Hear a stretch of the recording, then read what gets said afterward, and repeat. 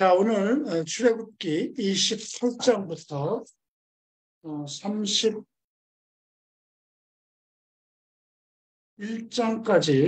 우리가 함께 살펴보도록 하겠습니다.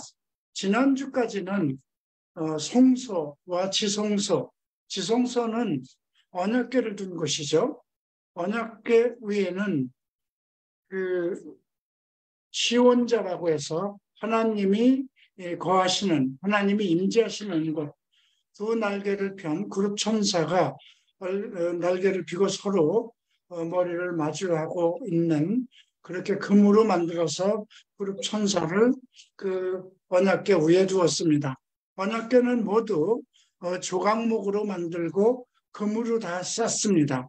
그리고 옮길 수 있도록 양옆에 대고리를 만들고 또 채를 항상 끼워두게 했습니다. 그리고 채도 금으로 모두 쌌죠. 그렇게 해서 그것은 지성소에 뒀습니다. 그 언약궤에는 이제 모세가 하나님 앞에 받아오는 돌판, 십계명 두 돌판을 두고요. 그 다음에 아론의 쌍난 지팡이와 만나를 그곳에 두게 합니다. 지금 그것은 이 땅에 없을 것입니다. 그러나 우리가 그런 걸 통해서 그 언약궤가 우리에게 지금 어떠한 것을 가리키고 있는 것인지, 또 언약궤 위에 임재하시는 하나님, 이런 것들이 이제 나중에 우리가 계시록을 통해서 조금 이해할 수 있는 그런 상황으로 공부를 하게 됩니다.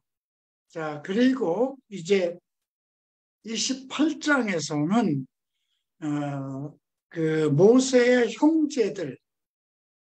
모세의 형제, 즉 아론이죠. 아론의 자손들만 대제사장이 됩니다. 레위 지파이고요. 그런데 레위 지파 중에서도 아론의 그 형제들, 자손들만 제사장이 되는 그런 직분을 받게 하셨죠. 그래서 이제 그 제사장들을 위해서 어떻게 그들이 입을 옷, 또 그들이 이제 그 머리에다 쓸 반이라든가 또 가슴에 붙일 흉패, 이런 것들을 어떻게 만들고 하는 그런 그 제사장의 옷에 대한 내용이 28장에 나옵니다. 28장 1절을 함께 보겠습니다.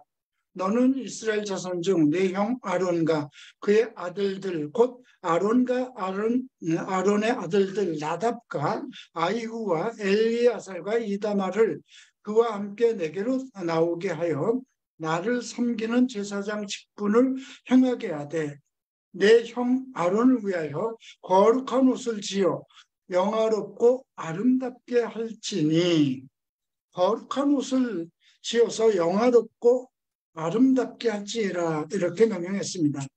신약에 와서는 이런 형식들, 이런 옷들이 의미가 없죠. 예수님이 오신 때에는 그때도 제사장 제도가 있었고, 또 성전에서 그 제사를 그대로 드리던 때였기 때문에 그때만 해도 제사장들은 거룩한 옷을 입고 이 모든 그 언약궤가 있는 그 성전에서 예배를 드렸습니다. 자, 근데 옷을 짓기 위해서, 거룩한 옷을, 제사장의 옷을 짓게 하기 위해서 너는 무릇 마음에 지혜 있는 모든 자, 곧 내가 지혜로 영을 채운 자들에게 말하여 아론의 옷을 지어 그를 거룩하게 하여 내게 제사장 직분을 행하게 하라. 그러니까 그 옷을 짓는 사람들을 부르되 마음에 지혜 있는 자. 근데 그 지혜를 누가 준 것이냐면 하나님께서 지혜로운 영으로 채운 자라고 그랬습니다. 그러니까 그 당시에도 성부, 성자, 성령이 계셨고, 그 지혜로운 영으로, 지금으로 얘기하면 성령이죠. 그 성령으로 마음의 지혜로운 자들을 불러서 그들로 옷을 짓도록 그렇게 명령했습니다. 자, 먼저 4절 보면 지을 옷은 이러하니 흉패는 가슴에 붙이는 겁니다. 12보석이 이스라엘 지파별로 12 보석을 박은 가슴에 붙이는 패입니다. 흉패와 에봇. 에봇은 제사장이 입는 옷입니다. 세마포로 짜져 겉옷과 반포와 속옷과 관과 띠라. 머리에 쓰는 관도 있고 속옷까지 있습니다. 그들이 내 형 아론과 그 아들들을 위하여 거룩한 옷을 지어 아론이 내게 제사장 직분을 행하게 하라, 이렇게 명령을 합니다. 그리고 그들이 쓸 이제 재료들, 금실, 청색자실, 홍색자실과 가늘게 꼰 배실, 이렇게 그 에봇을 만드는 자료들을 말씀하셨죠. 그래서 에봇은 금실과 청색자실과 홍색자실과 가늘게 꼰 배실로 에봇, 제사장의 옷을 짓게 하였습니다. 그리고 어깨바지들, 어깨에 2개의 이제 한결 흉패라는 것을 붙이는데요. 그 호마노 2개를 가져다 이스라엘 아들들의 이름을 새기고, 그러니까 어깨에 둘 한결 흉패에는 그게 크겠죠. 호마노에다 12아들 6명을 이름을 새기게 하고, 그래서 보석을 에봇의 2 어깨받치에 붙이라고 12절에 기록되어 있습니다. 이스라엘 아들들의 기념 보석을 삼 때 아론이 여호와 앞에 그들의 이름을 그 2 어깨에 매어서 기념이 되게 하라. 이스라엘은 12부족입니다.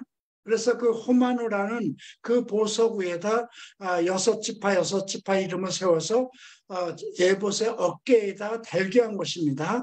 그만큼 어깨에다 단다는 건 뭘까요? 무게감이죠. 이스라엘 백성들을 그 어깨에다 중히 여기고 그들을 섬기라는 뜻입니다. 어깨에다 맨다는 건 그만큼 귀히 여긴다는 것이죠. 그리고 금으로 태를 만들고 순금으로 녹근처럼 2 사슬을 만들어서 그 따은 사슬로 그 태에 달고, 이것이 이제 판결 흉배를 예봇 짜는 방법으로 가슴에 어깨에 붙이는 그 에봇의 어깨에 붙이는 판결 흉패를 만드는 방법입니다. 자, 그리고 이제 그 가슴에 흉패를 붙이는 것을, 판결 흉패를 붙이는 것을 이제 또 언급을 했는데요. 그건 가슴에 그 에봇 가슴에 붙이는 게 첫째 줄부터 넷째 줄까지 합니다. 첫 줄은 황보석, 황옥, 녹주옥, 둘째 줄은 석류옥, 남보석, 홍만호, 셋째 줄은 호박과 백만호와 자수정, 넷째 줄은 녹보석, 호마노, 벽옥, 이것을 다 금태로 물려서 그 가슴에 판결 흉패로 만들라는 것입니다. 이스라엘의 이름들을 전부 다 보석마다 12지파의 이름을 한 이름씩 도장 새기는 법으로 새기라, 이렇게 말씀하셨습니다. 30절을 보겠습니다. 그리고 너는 우림과 둠빔, 이건 흑백이라고 얘기를 하는데요. 판결 흉패 안에, 아까 그 12보석을 물린 그 판결 흉패 안에 우림과 둠빔을 두어서 하나님 앞에 어떤 걸 결정을 할 때, 그러니까 칭반을 묻는 겁니다. 전쟁을 해야 되겠습니까? 말아야 되겠습니까? 이렇게 묻는 거죠. 그래서 우림과 둠빔은 백색, 검은색이라고 이렇게들 생각을 하죠. 그래서 판결 흉패 안에 넣어 아론이 여호와 앞에 들어갈 때에 그의 가슴에 붙이게 하라. 아론은 여호와 앞에서 이스라엘 자손의 흉패를 항상 그 가슴에 붙이라는 것이죠.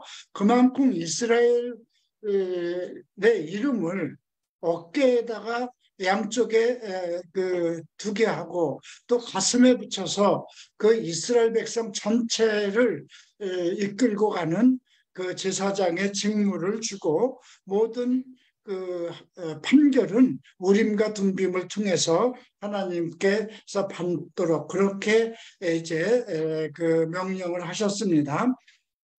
그리고 34절 보면 그 옷 가장자리, 그러니까 에봇이죠. 맨 밑단에는 금방울과 한 석류를 이렇게 번갈아 가면서 전체에다 둥글게 물리게 합니다. 금방울은 소리가 나게 되겠죠.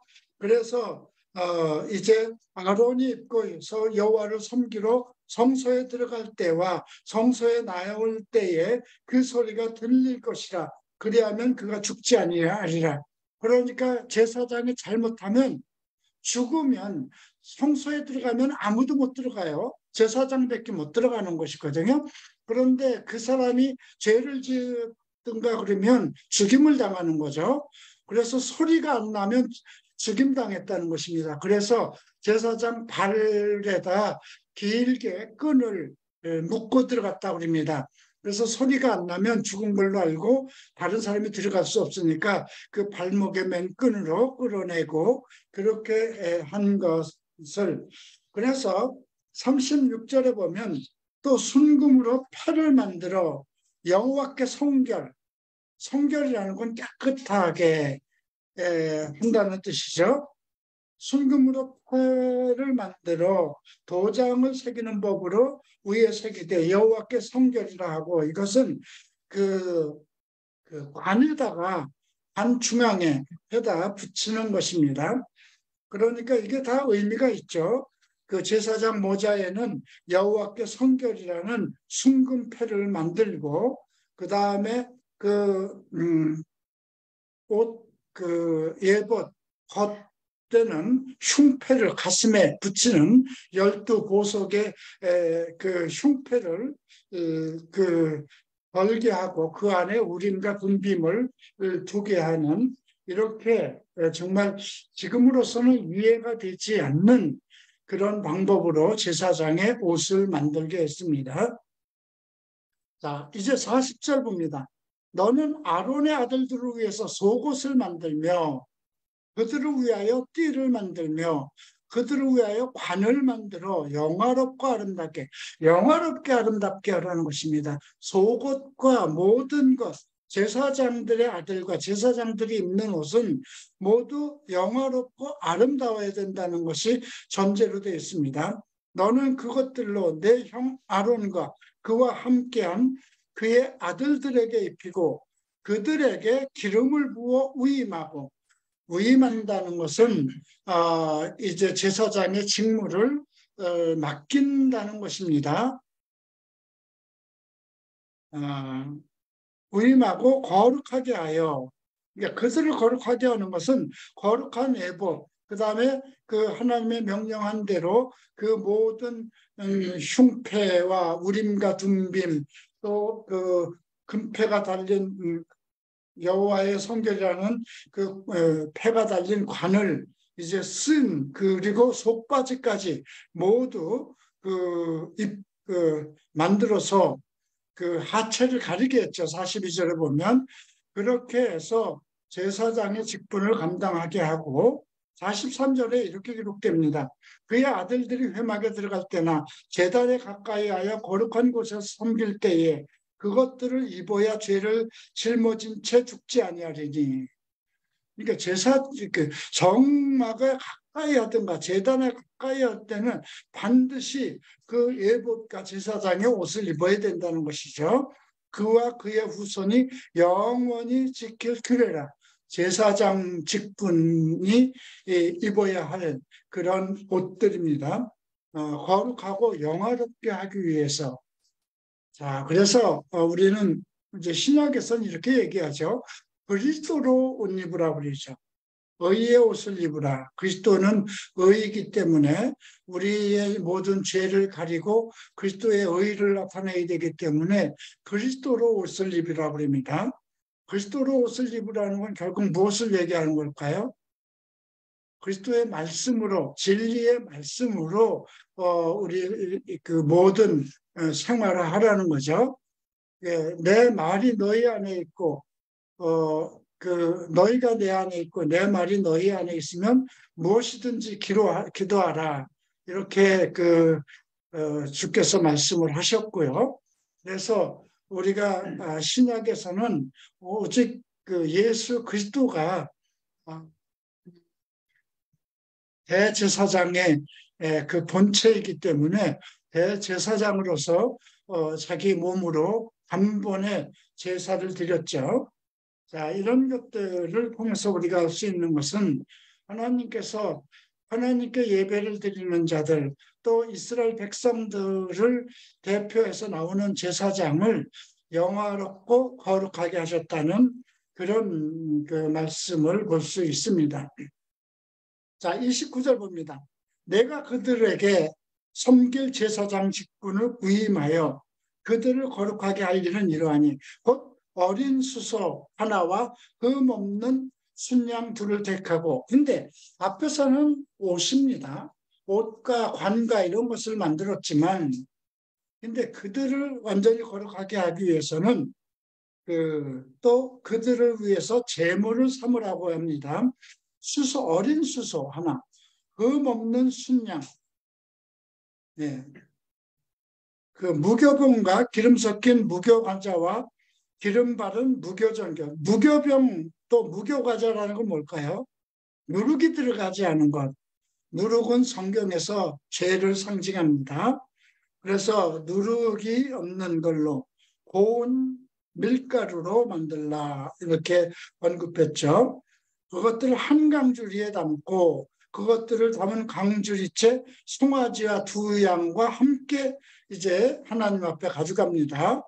그리고 아론과 그의 아들들을 회막문으로 데려다가 물로 씻깁니다.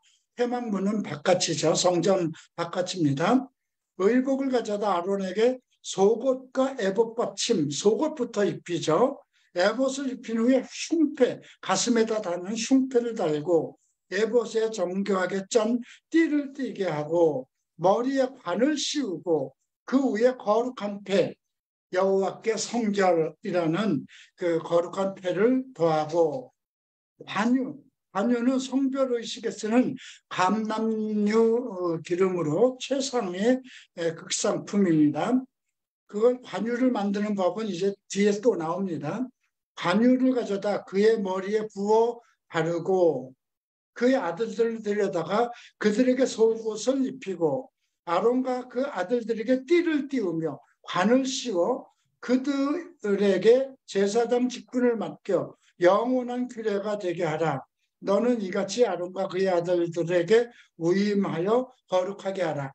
그러니까 옷을 입히고 또 관유를 바르고 또 하는 이 모든 이것은 그들을 거룩하게 하는 위임식의 장면입니다.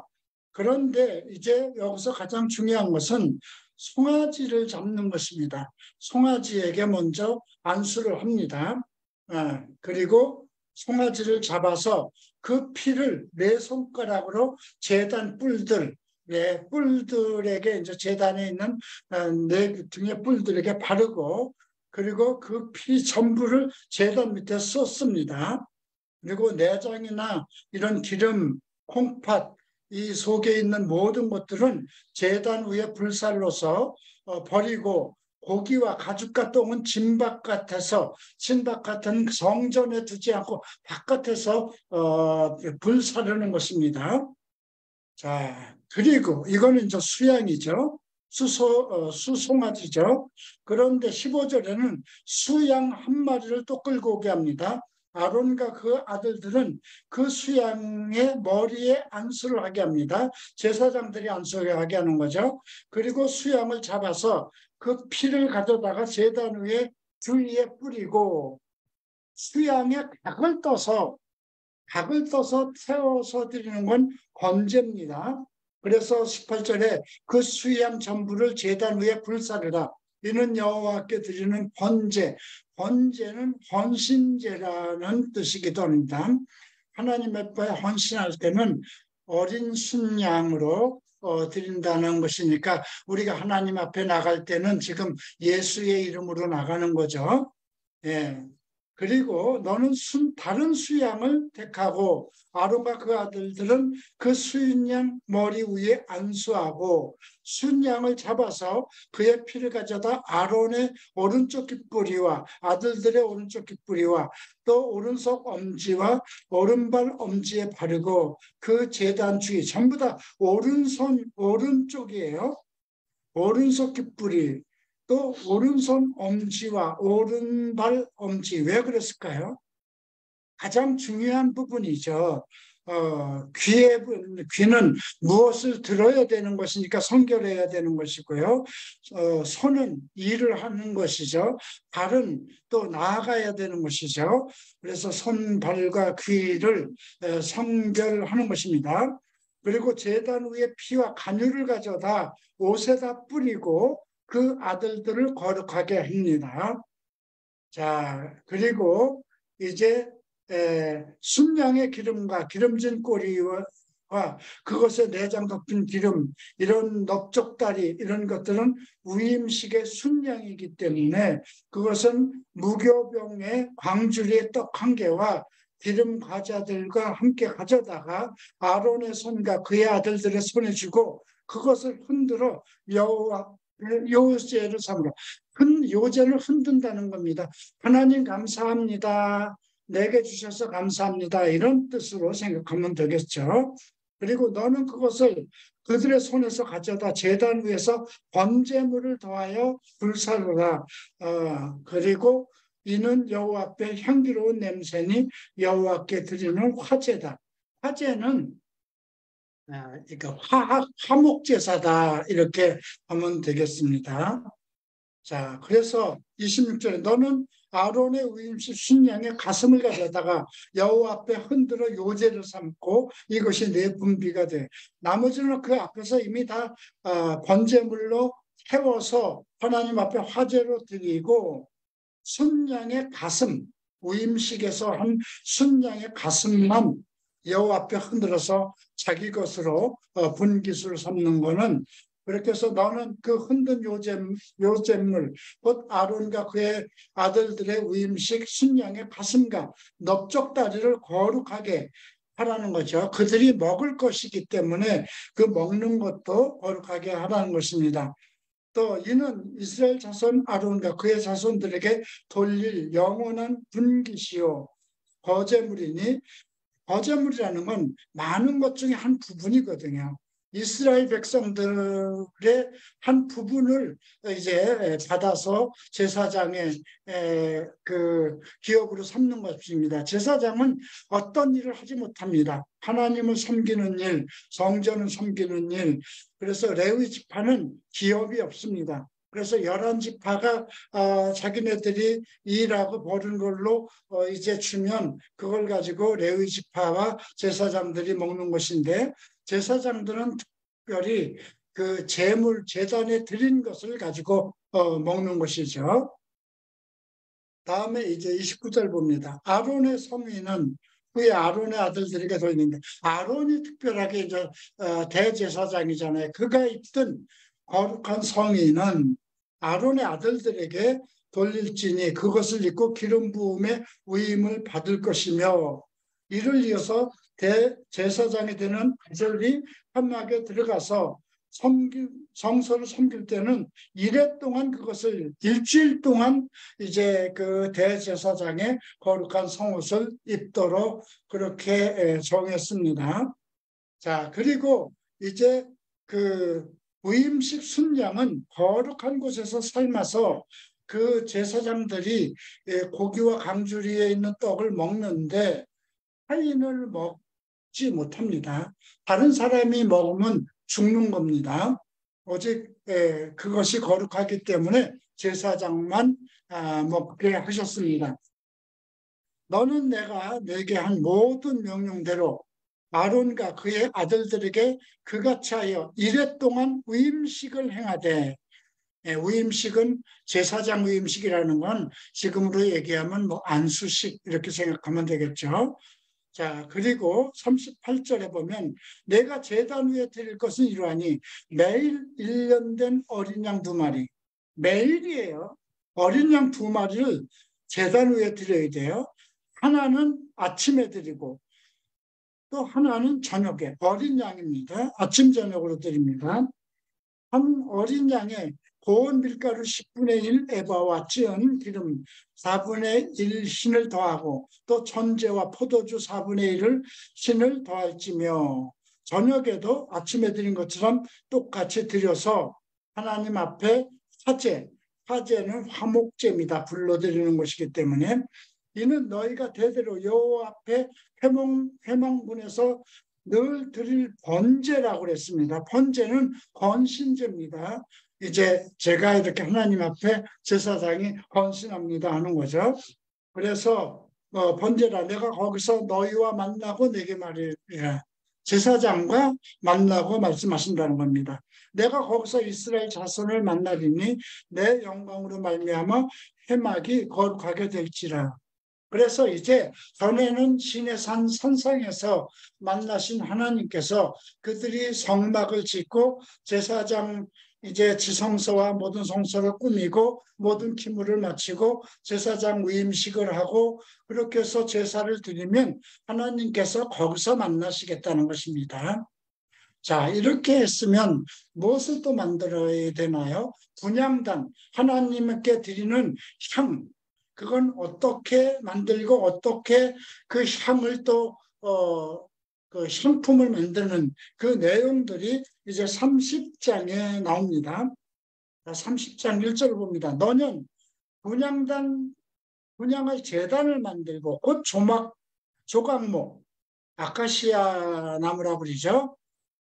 길이가 한 규빗, 너비가 한 규빗, 이거 45cm 정도 되는 겁니다. 네모가 반듯하게 하고 그 다음에 높이는 2규빗, 90cm 정도 되겠죠. 그리고 그 뿔을 그것과 어지러지게 하고 네 군데 뿔이 같이 마주 보게 합니다. 제단 상면과 전후 좌우면과 뿔을 순금으로 싸고 이제 네 곳은 전부 다 순금으로 싸고 금태를 두릅니다. 그리고 이제 한쪽에 금고리 두 개, 양쪽에서 이제 금고리, 양쪽에 금고리 둘을 만들고 채를 만듭니다. 왜냐하면 계속 이제 이동해야 되기 때문에 그래서 그 채도 금으로 쌉니다. 그 제단을 증거계 속죄소 맞은편입니다. 곧 증거계 앞에 있는 휘장바퀴입니다. 그러니까 그 지성소 안에 증거계가 들어가 있습니다. 그런데 그 앞에 있는 휘장 밖에 두고 그 속죄소는 내가 너와 만날 곳이라는 것이 속죄소는 죄가 있으면 못 들어가는 것입니다. 그래서 거기 들어갈 때는 항상 짐승의 피를 가지고 들어갔죠. 아론은 아침마다 그 위에 향기로운 향을 사르되 대제사장이 향을 그 분향단에서 향을 드립니다. 불을 손질할 때와 살을 찌며 저녁 때 불을 켤 때와 살을 찌니 이 향은 너희가 여호와 앞에 끊이지 못하고 아침 저녁으로 제사장이 그 향단에 불을 올리고 향을 올립니다. 그래서 구절을 보면 다른 향을 사르지 말고 번제나 소제를 드리지 말며 전제에 술을 붓지 말며 오직 여기는 하나님이 정하신 향품을 만들어서 드려야 돼요. 그래서 10절 보면 아론이 1년에 한 번씩 이 향단 뿔을 위하여 속죄하고 속죄의 피로 1년에 한 번씩 대대로 속죄할지니 이 제단은 여호와께 지극히 거룩하니라. 제사장이 1년에 딱 한 번 들어갑니다. 피를 가지고 들어가는 거죠. 향단 뿔 위에 속죄 피를 가지고 들어가서 그 피를 뿌리면서 자기와 이스라엘 백성의 죄를 속죄하는 것입니다.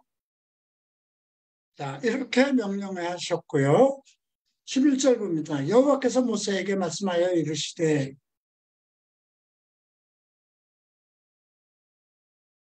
내가 이스라엘 자손의 수요를 조사할 때에 조사받은 각 사람은 그들을 계수할 때에 자기의 생명의 속전을 여호와께 드릴지니 이는 그것을 계수할 때에 그들 중에 질병이 없게 하리라. 이거는 인구조사를 이스라엘 백성은 율법으로 하지 못하게 했어요. 그러니까 인구조사를 한다는 것은 전쟁을 나가려면 총론이 얼마에 되게 되나, 세금을 얼마를 받아야 되나, 이런 것을 하기 때문에 인구조사하는 거거든요. 그러니까 하나님께서 인구조사를 못하게 했는데 지금 그 이스라엘 백성 중에 20세 이상 되는 사람, 예, 그래서 1년에 한 번 반세계를 내야 됩니다. 그러니까 성서의 세계는 일반 세계는 약 11.4g이라고 합니다. 그러니까 11.4g을 성서에 내는 거예요. 성서의 세계로 내야 되는데 계수 중에 드는 모든 자 곧 20살 이상 된 자가 여호와께 드리되 너의 생명을 대속하기 위하여 여호와께 드릴 때에 부자라고 반세계를 더 내지 말고 가난한 자라고 덜 내지 마라. 균등하게 전부 반세계만 내는 겁니다. 예, 그렇게 해서 근데 이것을 안 내면 안 낼 수 없는 거예요. 그 사람의 죄를 대속하는 것이기 때문에 이게 속전세입니다. 죄를 속하는 너는 이스라엘 자손에게 속전을 취하여 회막 봉사에 쓰라. 이것이 여호와 앞에서 이스라엘 자손의 기념이 되어서 너희의 생명을 대속하리라. 이게 속전이라는 건 대신 생명을 대신해서 드리는 20세 이상이 내는 겁니다. 뭐 그 어린아이들도 있고 그렇겠지만 그 이스라엘 자손을 대신해서 드리는 죄값입니다. 근데 이것은 나중에 예수 그리스도가 우리의 죄값이 돼서 십자가를 지신 걸로 생각하면 되겠죠. 그래서 성전세라고 생각하면 되겠어요. 자, 그 다음에 17절에 보면 물두멍을 노수로 만들게 합니다. 이 논물동은 정결례를 하기 위해서 제사장이 손발을 닦아야 되는 거예요. 그래서 19절 보면 아론과 그 아들들은 이 두멍에서 수족을 씻을 때 이것이 이제 성전에 들어갈 때마다 아침 저녁으로 손발을 닦아야 되는 거잖아요. 근데 이것은 그만큼 제사장들로 하여금 그냥 이게 만약에 제사장 이게 매일같이 하다 보면 반성이 생겨서 이 정도 오늘 안 하면 어떨까 하는 생각이 들 수 있잖아요. 근데 그래서 이 부분은 목회자들도 좀 하나님 앞에 뭐 우리가 제사를 드리는 건 아니지만 강단에 설 때는 이런 마음을 내가 하나님 앞에 정결한 마음으로 나간다는 그런 개념을 지금 가져야 되지 않을까 그렇게 생각합니다. 지금 제사장은 지금으로 생각하면 뭐 목사나 있던 지도자를 얘기하는 것이기 때문에 그만큼 이제 그 물두멍에 수족을 씻고 그래서 그들이 회막에 들어갈 때 물로 씻어 죽기를 면하는 씻지 않고 들어가면 죽임을 당한다는 것이죠. 매우 아주 무서운 형벌이죠. 그래서 수족을 씻어 죽기를 면하는데 그 자손 영영이 지킬 규례라는 것입니다. 바뀔 수 없다는 것입니다. 그럼 예수님 당시에도 성전에선 이렇게 했다는 것입니다. 자, 그 다음에 23절부터는 상등 향품을 만듭니다. 그래서 액체 몰약이라는 것은 지금으로 생각하면 마약에 해당되는 것이죠. 몰약, 썩지 않게 하는 그런 거니까.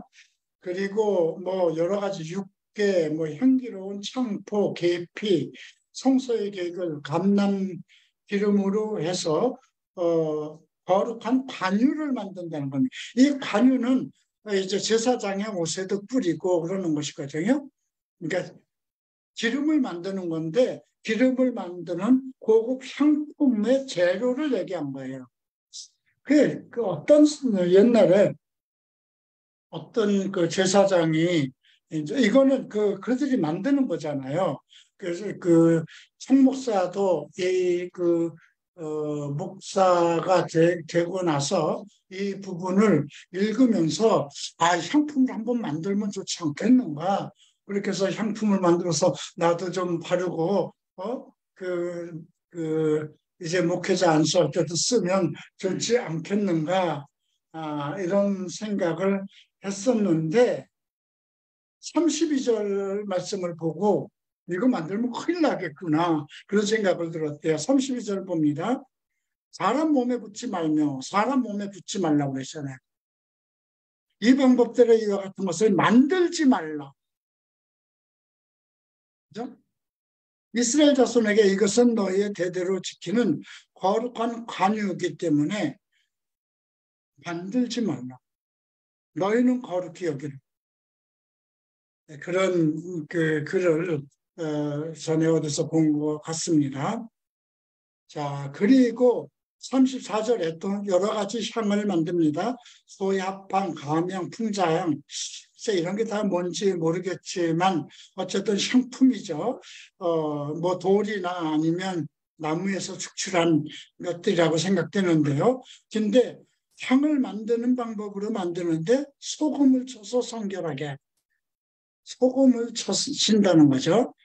깨끗하게 하기 위한 성결케 하고 그것을 해막한 증거궤 앞에 두고 이것은 지극히 거룩하니라. 이 향은 내가 여호와를 위하여 만들 향은 거룩한 것이니 너희를 위하여 그 방법대로 만들라는 거예요. 그러니까 이건 누가 만들어야 돼? 제사장 직분을 가지고 있는 그 사람들을 위해서 만드는 거죠. 냄새를 맡으려고 이 같은 것을 만드는 모든 자는 그러니까 자기의 어떤 기분을 좋게 하기 위해서 그런 지금 만들려고 하는 자들은 백성 중에서 끊어진다는 거죠. 죽임당한다는 것입니다. 이제 31장을 보겠습니다. 여호와께서 모세에게 말씀하실 때 이제 이런 것들을 그럼 누가 만들까? 이제 만드는 사람까지도 지정해 줍니다. 내가 유다 지파 후리 자손이여 우리의 아들인 부살레를 지명하여 부리고 하나님의 영이 그에게 충만하게 해서 지혜와 총명과 지식과 여러 가지 재주로 정교한 일을 연구하여 금과 은과 옷으로 만들게 하며 보석을 깎아 물리며 여러 가지 기술로 나무를 새겨 만들게 하리라. 그렇게 유다 지파 후리의 자손 그 다음에 우리의 아들 부살레를 지명하였다고 했어요. 하나님의 영을 그에게 충만했다. 지혜와 총명을 줬다는 거죠. 지혜는 어떤 것을 해결하는 능력입니다. 지식은 많은 정보고요. 그 많은 정보를 가지고 어떤 문제를 해결할 수 있는 능력이 지혜죠. 요즘으로 얘기하면. 총명은 뭘까요? 보는 순간에 알 수 있는, 보는 순간에 터득하는 그런 능력이죠. 근데 그것을 하나님의 영으로 지금은 이제 성령으로 부어주는 거나 마찬가지죠. 그래서 근데 지식과 여러 가지 재주로 지혜와 총명과 지식과 여러 가지 재주를 주었어요. 정교한 일을 연구하여. 근데 연구는 누가 하는 걸까요? 지혜와 지식과 그 총명은 하나님이 영으로 부어주신다고 해도 연구는 자기가 하는 거잖아요. 성경도 마찬가지예요.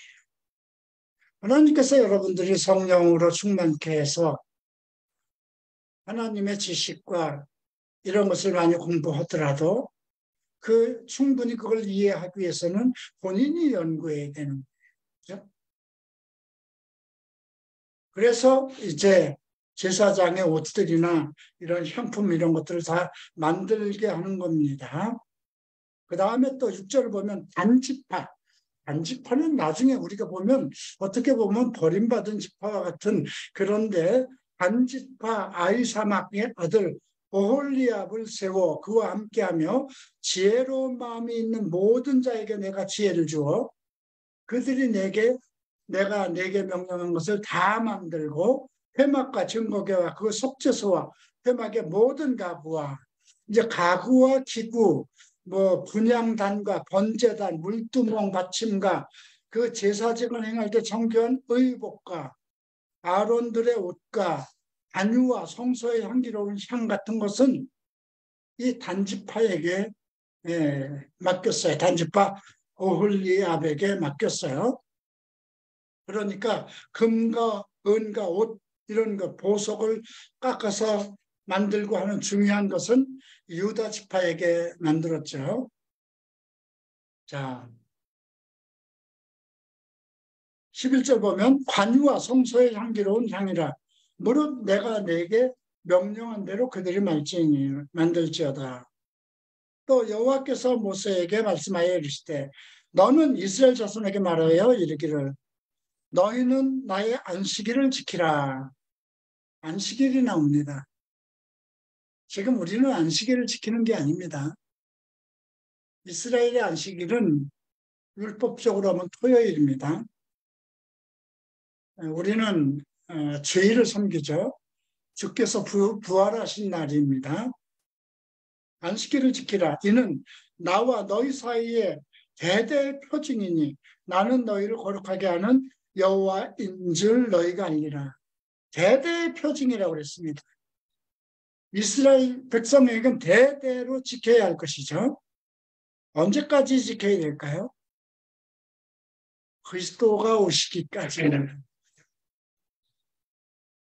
그리스도가 오시면 그리스도의 날부터는 그리스도의 사람들이 되는 것이니까 너희는 안식일을 지킬지니 이는 너희에게 거룩한 날이 됨이라. 그 날을 더럽히는 자는 모두 죽일지며 그 날에 일하는 모든 자는 백성 중에서 그 생명을 끊어지리라. 이거 참 무서운 일이죠. 그래서 이스라엘 백성들은 안식일을 그냥 뭐 아무것도 일을 못하는 거였어요.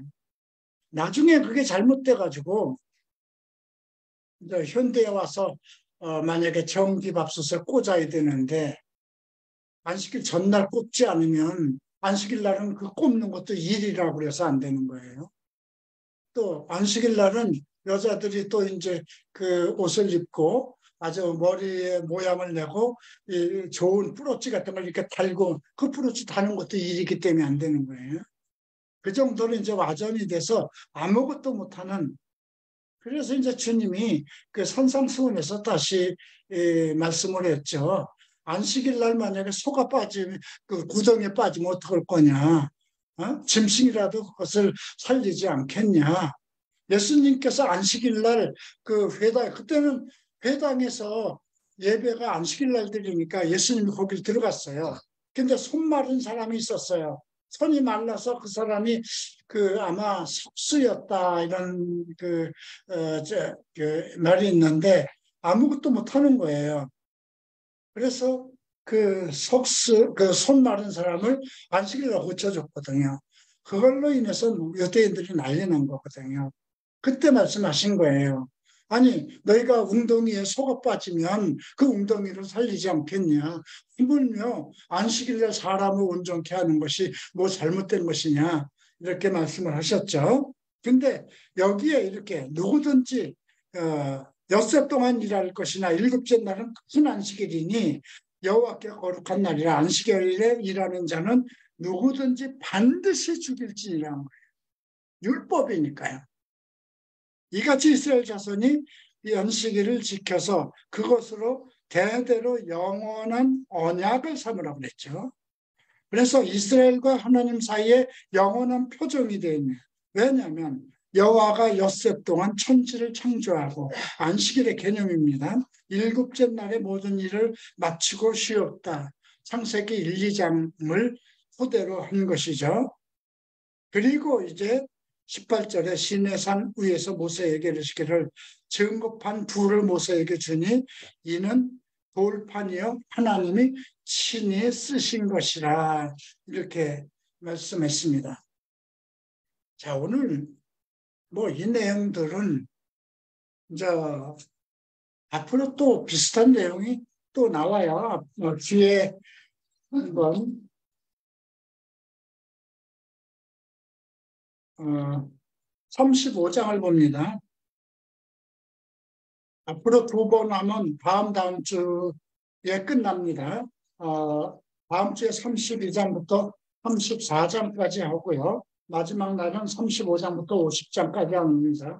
35장 보면 여기 보면 그대로 안식일, 엿새 동안 일하고 일곱째 날은 쉬라. 이 말이 또 나오죠. 이거는 앞에서 하나님께서 말씀한 것을 모세가 이제 함축해서 이스라엘 백성들에게 명령하는 겁니다. 지금 앞에서 이 이야기는 시내산에서 모세가 직접 하나님께 들은 말씀이잖아요. 이제 뭐 제사장 옷은 어떻게 하고 누가 만들고 뭐 그 성전의 모든 기물이나 이런 것은 어떻게 하는 건 직접 모세가 하나님께 들은 겁니다. 내가 너에게 보인 그대로 해서 만들려고 한 것이잖아요. 그런데 이제 이것을 가지고 다시 이 백성들에게 가르쳐야 되잖아요. 그런데 여기 35장부터 50장까지 있기 때문에 35장부터 40장까지는 같은 내용이 나오기 때문에 이제 거의 35장과 40장 부분만 공부하게 될 것입니다. 지금 뭐 오늘 여러분들 조금 지루한 거지만 왜 이렇게 가장 좋은 거? 지금도 이 보석은 귀한 거잖아요. 그죠? 여러분들이 여기서 얘기하는 12보석 다 보지 못했어요. 여러분들이 하다못해 뭐 금방 돈이라도 가지고 있지 않아요. 그죠? 이게 그만큼 뭐 금이나 은이 변하지 않는 것이고 보석도 변하지 않는 것이죠. 하나님께서 제사장들을 거룩하기 위해서 최고의 좋은 것으로 변하지 않는 것으로 그리고 12보석이라는 건 뭐예요? 다른 거잖아요. 예수님이 12제자를 불렀는데 다 성격이 달랐어요. 그죠? 같은 형제라도 성격이 달랐어요.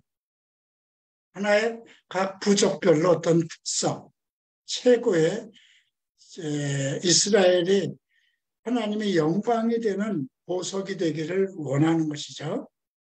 네, 이런 것들을 생각할 때 하나님께서 지금 하나님의 교회를 얼마나 귀히 여기는가. 우리는 12부족 속에 들어갔지 않았지만 예수 그리스도의 사람이잖아요. 그렇죠? 그리고 이 교회를 위해서 성경을 가리키기 위해서 하나님이 택한 사람을 불러서 기름 부어서 기름 부은 건 물론 목회자 안수를 하기 위해서 그냥 그 노예 사람들이 같이 뭉쳐가지고 손 붙고 성경 신학교 졸업하면 안수해서 목사를 세우지만 그건 형식이잖아요. 하나님께 부름을 받았느냐잖아요. 성령에 의해서. 어떤 자를 부르실까요? 미리 아신 자잖아요. 하나님께서 미리 아신 자를 부르시고 부르신 자를 거룩하게 하시고 거룩하게 하신 자를 영화롭게 하신다. 미리 하신 자를 부르신다고. 그래서 성령으로 기름 붓고 그래서 사실은 얼굴의 촛불이 일어나기 전까지 상당히 목회자 안수에 대한 아주 엄격한 규례와 규제가 있었어요.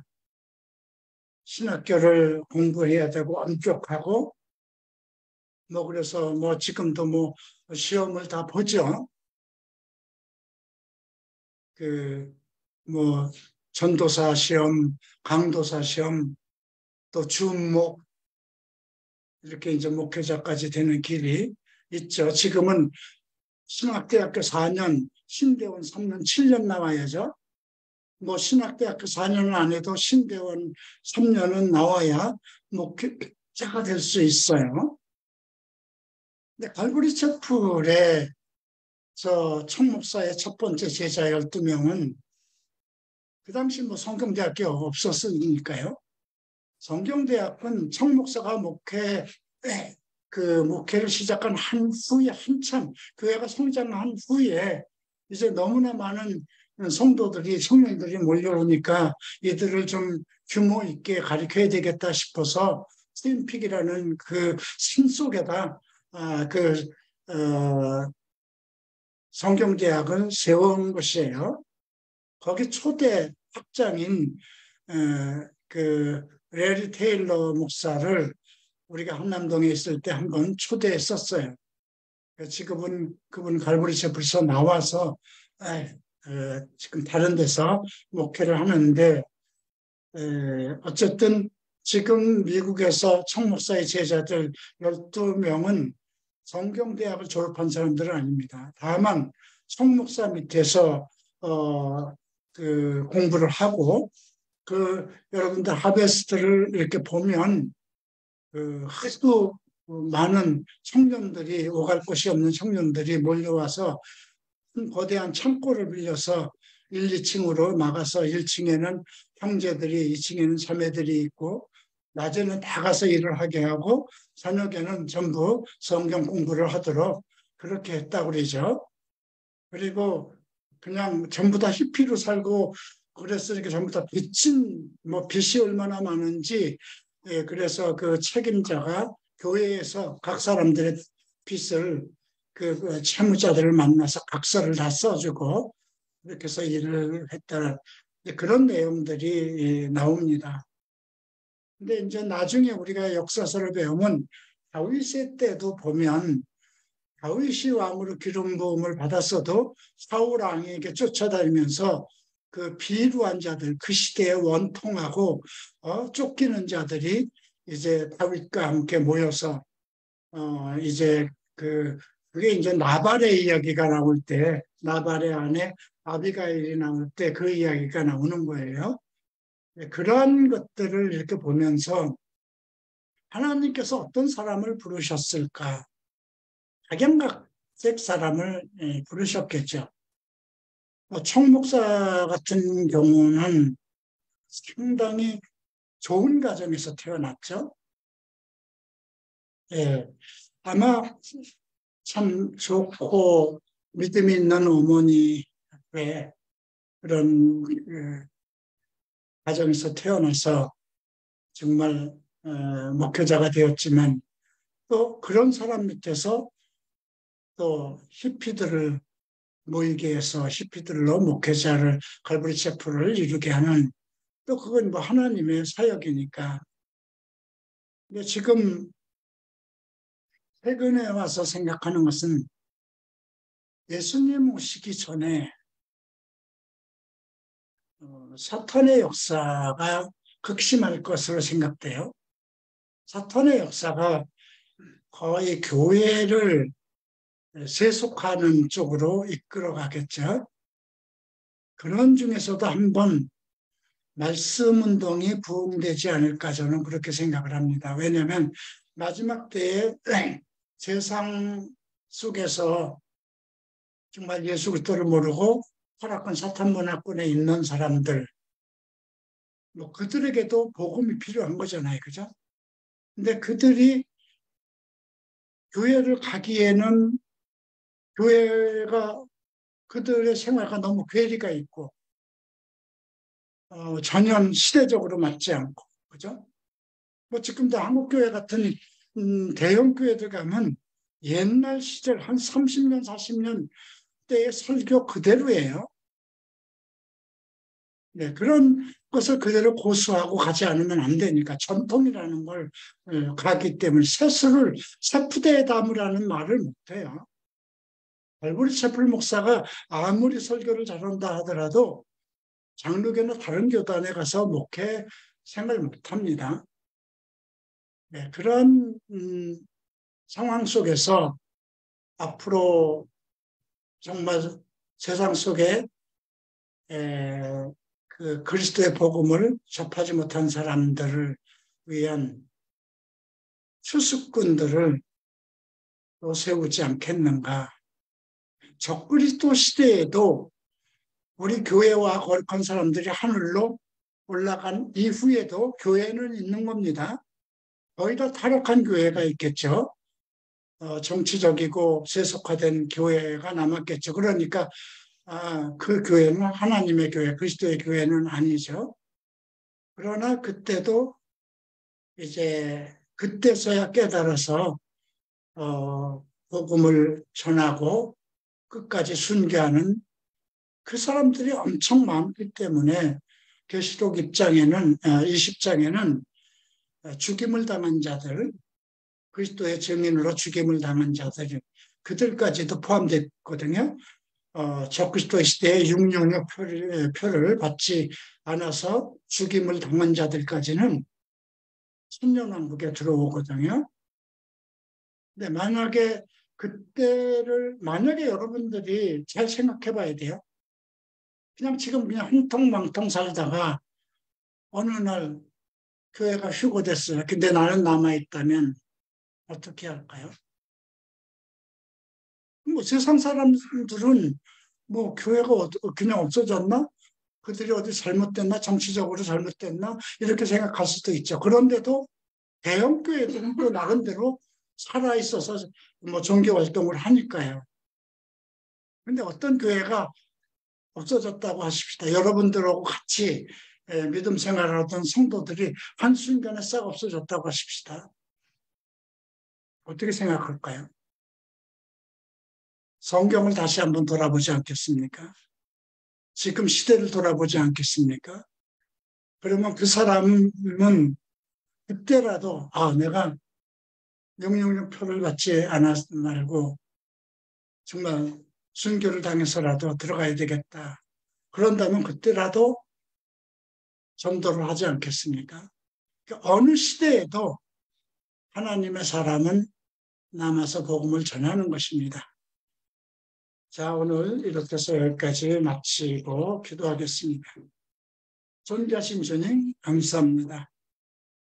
우리로 하여금 구약의 제사장들, 성막에 관한 것, 하나님께서 왜 이렇게 제사장들의 의복과 머리에 쓰는 패와 우림과 둠빔, 흉패, 또 여호와께 성결이라는 그런 패를 중히 여기고 그런 것을 만드는 사람들까지 지정하시고 또 성막 안에서 행해야 할 일 모든 것을 이렇게 하셨을까요? 그만큼 이스라엘 백성들이 하나님께 택함을 받은 거룩한 백성이고 그들이 모두 하나님의 말씀에 순종하고 안식일에 모여서 하나님께 예배드리고 하나님의 말씀의 가르침을 받는 거룩한 백성으로 살아남게 하기 위한 하나님의 계획인 것을 살펴보았습니다.